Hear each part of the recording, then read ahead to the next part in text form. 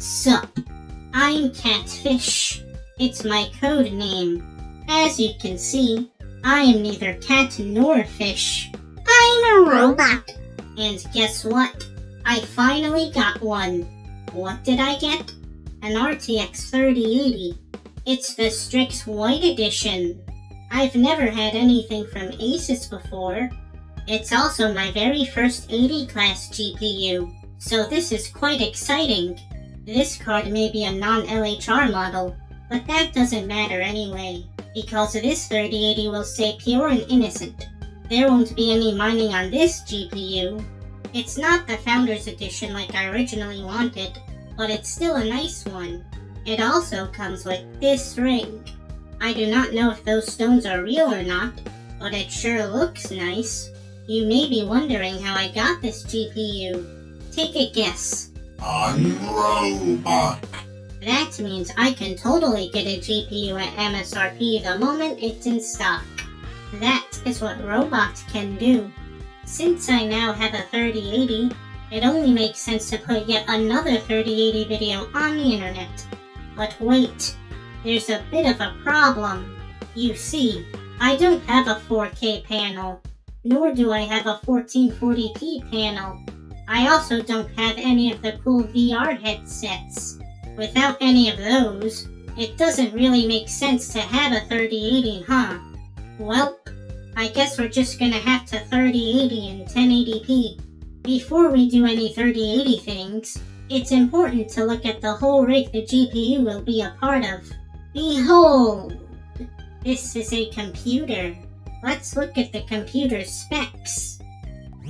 The operating system we'll be using is Windows 10 64 bits. I know that Windows 11 is out now, but it needs more time to be less buggy so it doesn't suck. This case is Lian Li's O11 Dynamic XL. My favorite feature of this case are these hot swappable storage mounts. You can fit up to 4 SATA storage drives.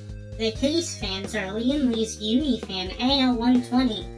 There are 10 of them in this rig in total.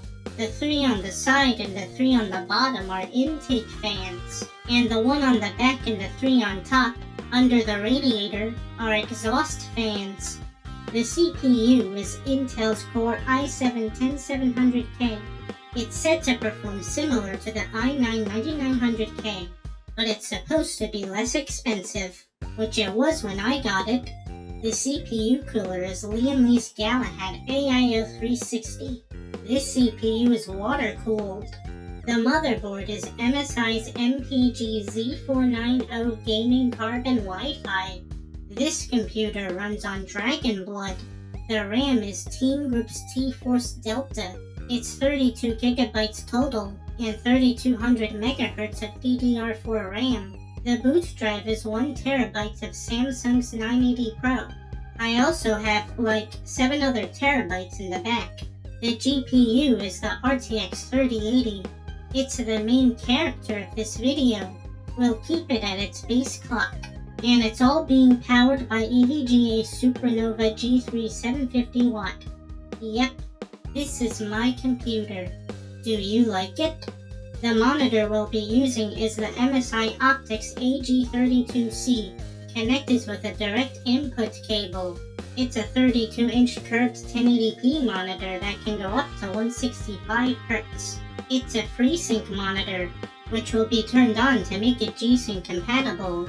I had this monitor for a few years now, but at the time, I've been playing only in 60 Hz with an HDMI cable, with my 1060 and my 2060 Super, because I never had a direct input cable until now. With HDMI, it does let you do 120 Hz, but my screen blacked out occasionally while doing anything. I assume it's because the cable did not support 120 Hz, like this one does. Since I never played games in 120 FPS before, we'll bench games in 120 FPS. For now, I think it'll be easier on OBS anyway when I record. Okay, now that we know the rig, let's play some games and see how they perform. Let's start with Minecraft, because apparently, if you're not mining, you're gaming wrong. So this is the Java version of Minecraft, specifically version 1.17.1. On this GPU, it runs very well. I tried putting a bunch of mobs in an area. It kind of dipped, but it still performs just fine. Then I maxed out the render distance and the frame rate sucked. Let's spice things up a bit and try out the Optifine mod. We can use this mod to give the game more graphical options. The game still performs very well, even through all the pain and suffering. Well, there really isn't much else to say. The 3080 runs this version of Minecraft with no problem. I guess we'll try another version of Minecraft. This is the Windows beta version of Minecraft. With this beta, we can play Minecraft with ray tracing. Let's start with a world without ray tracing. Like the Java version, this game seems to run well with no real issues. Now let's turn on ray tracing. This game sure looks different. It looks like our frame data is doing just fine. So then I jumped into the water. Check out the reflection. While swimming around, the game disrespects the GPU. It went as low as 60 FPS sharp. I went to this city to playtest, but the FPS locks at 60 sometimes. Well, at least it's smooth for the most part. This is Nier Automata, but it's the game of the YoRHa edition. It now has proper resolution support, so we don't need to use the FAR mod for higher resolutions anymore. It doesn't seem like you can remove the FPS cap in the settings, so we'll have to make do with 60. Oh no, it dropped to 59 FPS. Unacceptable. This was one of my favorite games that released in 2017. I'll have to play Nier Replicant sometime. But yeah, with this GPU, the game has no problem running stable at 1080p for sure. Kena, Bridge of Spirits, is an indie game that looks nice. I haven't played too much of the game yet, but I heard it was very well received. So far, this game runs very well. The animations make this game feel very smooth. The FPS did take a hit from the storm though. I may hold off playing more of this game until I get my new display, hopefully soon. Horizon Zero Dawn is a game from the PS4, and we can play it on PC now. The game performs very well, as it tends to average near 120 FPS in the areas I've been to, like Meridian City. But I did hit frames below 90 in this area in Meridian City though. I can't wait to play other PS4 games on my computer, like God of War and Bloodborne. This game actually has a benchmark tool we can use, which happens to take place in Meridian City, so I'll let this run and report you my results. We got an average of 119 FPS on Ultra. I tried the other graphic presets and got similar results. Still, if this game ever gets DLSS and FSR options, I'm sure it would help out a lot for performance. Even though I'm terrible at shooter games, I still like Doom Eternal. It now has ray tracing, and it also has DLSS. We must try them out. Doom with DLSS and ray tracing seems to run perfect. It has solid frame rate in this map, and frame time is great too, of course. When DLSS is off while ray tracing is on, it still hasn't dropped any frames here, except maybe this one frame. But yes, this game feels super optimized. When you turn on ray tracing in Doom Eternal, you can meet your other selves from the ray trace dimension. No Man's Sky is a game that had a very rocky release. No, seriously, look at all these rocks. But the game has gotten much better over time. Well, I don't really have any complaints here. Just flying around in my spaceship going to planets and stuff. This game has DLSS now, so let's use it. It looks like we are closer to solid 120 FPS. Honestly, I don't think the performance was that much worse without DLSS from what I've played so far, but I'm sure it'll come in handy for higher resolutions. Monster Hunter World is another fun game, especially with people who don't suck. But I haven't played this game in a while, so I'm a bit rusty. With the 3080 and an M.2 SSD, this game feels very different than playing it on PS4. This game runs quite decent. I can't complain too much. Well, there is one thing. This game has DLSS, but it doesn't support 1080p. That's kind of lame. It's been almost a year since the release of Cyberpunk. It's unfortunate that its launch was such a disaster, especially on last-gen consoles. This game has both DLSS and ray tracing. We'll use a mix of ultra and psycho settings. With ray tracing off, the game seems to perform quite decently on the road at night. With ray tracing on, it doesn't look like I'm getting anywhere near 120 FPS, but it hasn't went below 60 FPS yet, so that's cool. You know, I really never had a desire to actually play this game. Even before the disaster launch, I thought it was overhyped, especially after Tencent revealed their weird Cyberpunk game. What even ever happened to it anyway? Did you know that Kingdom Hearts 3 is on PC? It's on the Epic Games Store, along with the rest of the Kingdom Hearts games. The game runs great for the most part, although the frame rate dips when I did things in this area, like this. Otherwise, it seems like it can sit near 120 FPS just fine. To think that Sora got into Smash Brothers. I guess that Pokemon Go money Nintendo had came in handy. There are a few other games that I wanted to show you my benchmark results, but I can't just show you the meat of these games, as they are, too romantic for YouTube, so you're gonna have to take my word for it. This game is known as Koikatsu Party. It's a 3D customizable romance simulator. It seems like it's missing a mode, so it technically has cut content. I mean, who wants to go to school anyway?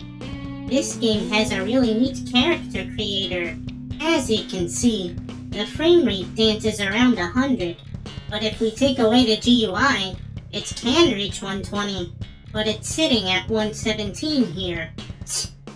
These are my stats after 3 minutes of fun bedroom activities, like watching movies and playing video games. It looks like we can do a solid 120 FPS until we start launching projectiles outside. The performance dips throughout the animation, but it recovers once it's over. This game also has a concert mode. We should try benchmarking it. I have set up an avatar in a modded version of the game for this test, for the screen time of course. So you push the play button, and it's not sitting at 120 FPS. Then it zooms in, and it is 120 FPS. After this point, the FPS does whatever the hell it wants.